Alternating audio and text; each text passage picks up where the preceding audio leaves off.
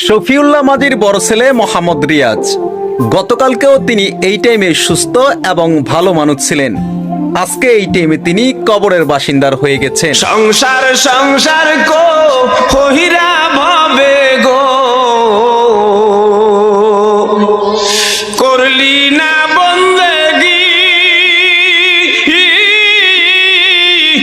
কিভাবে কাটা আইবি মনরে কবরের জেন্দে হেগিরে